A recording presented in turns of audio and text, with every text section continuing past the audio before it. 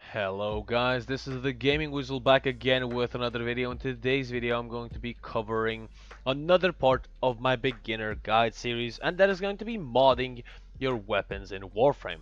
Now I do consider primary, secondaries and melee weapons as weapons in Warframe, and those are the ones that I'm going to be covering. The same does apply to archwing weapons as well, so keep that in mind. So without any delay, we're gonna get right into this. First things first, every single one of your weapons is going to have 3 configs. You can purchase more for 10 platinum, but I won't prefer you do. The default config is going to be your aim config. At least that's in my case. It always defaultly picks the config A. Now, the mod capacity does sort of correspond with your mastery rank. You have to keep that in mind. Melee weapons have a stance mod slot, which is the one up here, and exilis mod slots are right here for your primaries and secondaries, which I'll show later on. So what will I be explaining? I will be explaining that, for example, you got a new weapon and you see all those stats on your left side of your screen and you don't know what to mod for. So you just put random mods in which do not have a beneficial effect on your weapon. A couple of things else that I want to note. Once your weapon is max rank, which is rank 30 for 90% of the weapons, you can apply a polarization, which means you can apply a forma on it. Now, I will explain what the forma does in just a second once I cover the Orcan Catalyst. This is purchasable for 20 platinum or gained by events such as the Gift of Lotus and stuff like that. This will double your mod capacity. In this case, I have max is 30 and it doubles it to 60 for me without any stance mod applied. Now, forma. Forma would allow you to forma each one or any one of these 8 slots right here. So if I go to action, then polarize, and I choose this one, I can polarize it to a V polarity, then a D polarity, a slash, then I think this is Zenuric, and then even this one, but this one is rarely used. Now you need something called the number forma for this, but this will be later down the game, so don't worry about that. A couple of tips: do not apply Orcan Catalysts and formas on weapons that you don't like and that you don't want to use. Which weapons should you apply them? You should apply them with weapons with prefixes. So primed weapons is a definite must. Prisma weapons as well. Then Seti Lacera, for example, Seti weapons as well. There are weapons such as the Mara Detron, of course, Seneca weapons like the Sino Gamma Core, Telos like Bolto, Vaco Merlock, those weapons as well. So, those are the ones that I would prefer you apply them. So, let's say I got myself a new Sigma Octansis, I maxed it out, or even if it's rank 0, just ignore this, this is not important at the moment. What do I look when I get a new weapon? First things first, the thing that I do without looking is apply yourself the stance mod, because if you pick a corresponding symbol, which is the one in the top right here, and pick the corresponding with this one, it will double the mod capacity of course, depending on how many mod capacity slots does that stance hold. So mine holds 5 at max rank, and once I put in this stance slot, which has the corresponding symbol up here, I will get double that amount. So as you can see, now I have 70, which is great. Always apply your stance mod first and then look at the stats. So I look at critical chance, then I look at status chance, and then I look at the main IPS damage type. Now IPS means impact, puncture, and slash. These 3 are very good and their situations. Impact is good against shields, puncture against armor, and slash against enemies with armor because it directly attacks health, and it's also good against infested enemies as well, to keep that in mind. Now, some weapons may have all 3, some have 2, some have 1, some have none and have a status damage mod or status effect instead of actually having an IPS damage type. Now, what are status effects? Status effects are applied on enemies, of course, corresponding to your status chance. As you can see, if I hit an enemy once, I have a 16% chance of actually doing status damage to them. Now, how do you get elemental damage type mods? These 4 mods, Violent Scourge, Volcanic Edge, Voltaic Strike, and Vicious Frost, can be gained by farming them on certain locations. You can always check it out on the Warframe wiki, where to farm these mods, because these mods are going to be used in 95% of your mod selection.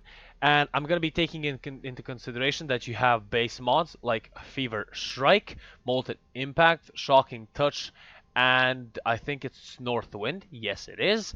I'll be taking that in mind, but I'm going to be using these mods for easier showcases.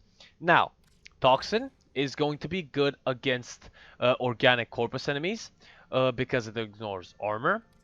Then electricity is going to be good against corpus as well. Sorry. Let me put, there you go. Against corpus as well.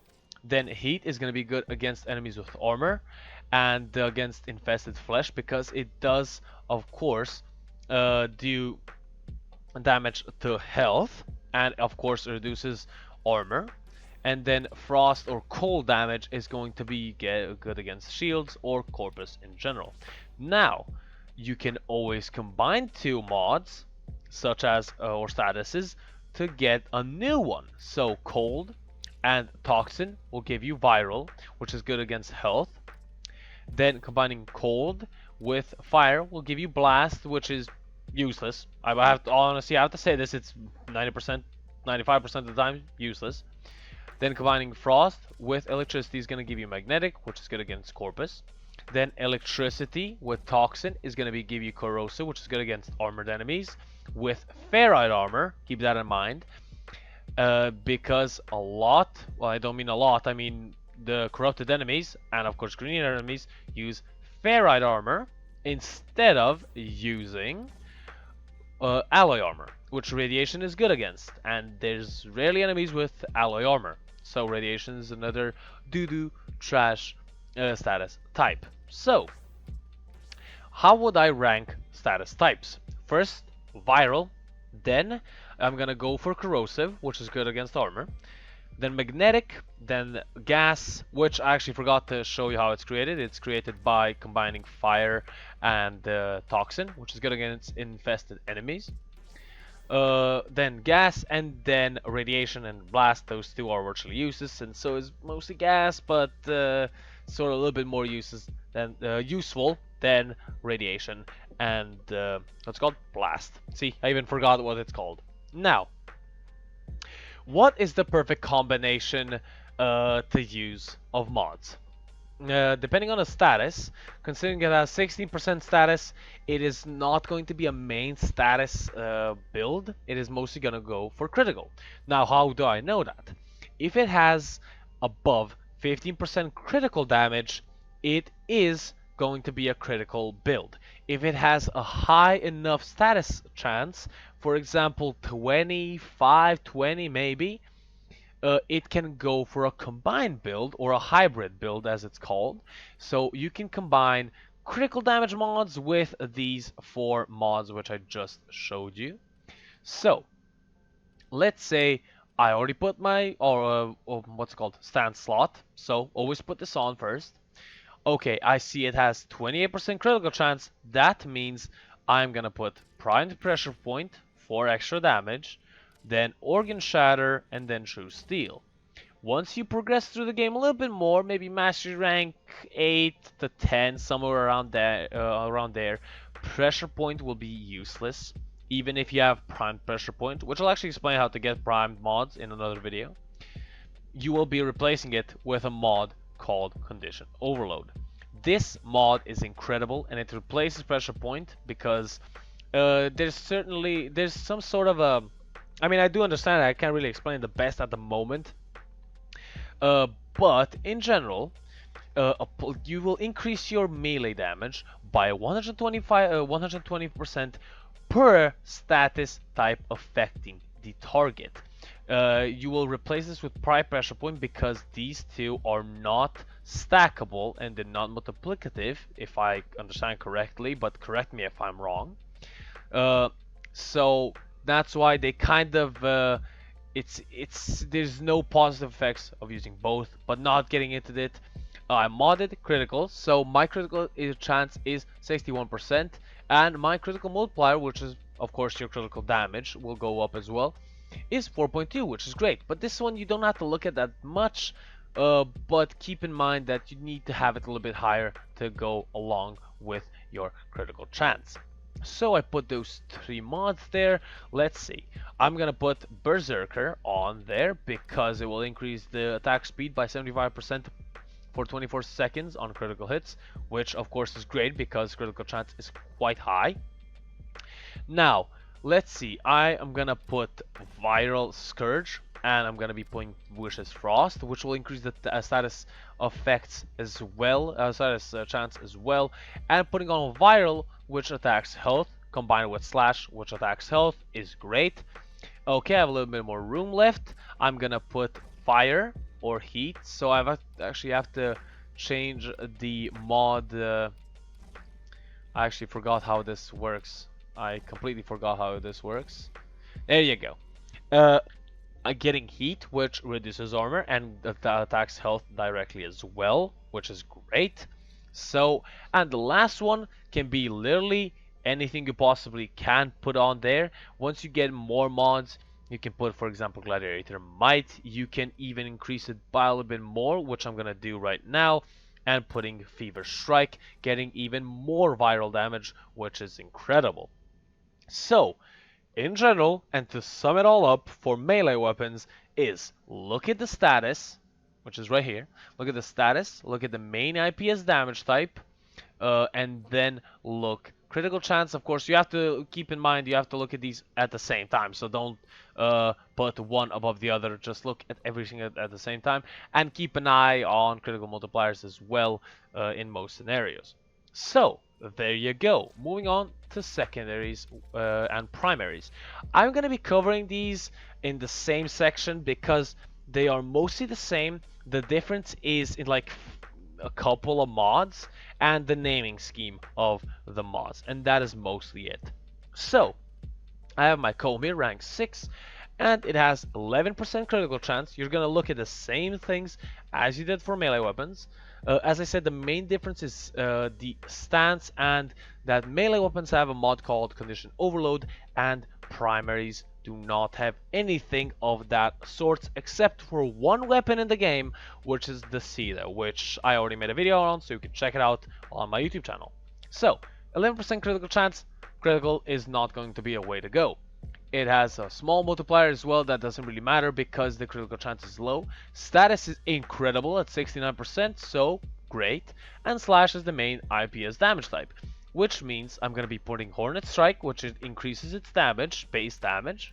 And considering I cannot put anything else, but if I could, I would put mods such as not Pistol Gambit, sorry, I didn't want to go there. Lethal Torrent, then putting Barrel Diffusion, and then I'm gonna be putting status mods such as Scorched, Pistol Pestilence, and if I can find it, which I do not have that mod, yeah, there you go, Ice Storm as well. Or even Frostbite, depending on which one you want to choose. If you want more ammo capacity, you could choose this one. If you want more status, you can choose Frostbite. And then, last but not least, I would put mods such as, not heated, but pathogen rounds, or you can maybe put even Ice Storm as well, combined with Frostbite. So, it's going to be mostly a status build. So, in general, and this slot, by the way, is mostly used for mods such as pistol ammo mutation, which you do not need, increased ammo capacity, projectile speed. These mods are rarely used, and this slot is rarely used. It does cost 20 platinum to unlock. You're gonna probably unlock this slot considering every single weapon type for primaries and secondaries, you're maybe gonna unlock it maybe 6 or 7 times. It's rarely used, so you don't have to look at that mod slot. It's virtually not there. So now you know how to mod your weapons. Hopefully I explained this the best way I possibly can.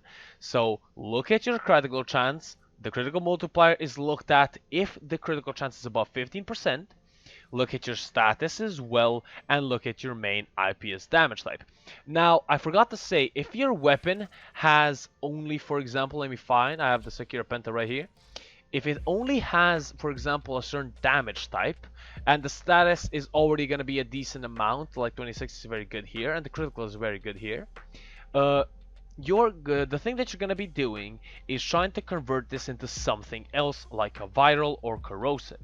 So what I do in this situation is try to get anything to actually convert it into a viral damage. So as you can see, it does have blast still there, but I do have viral as well.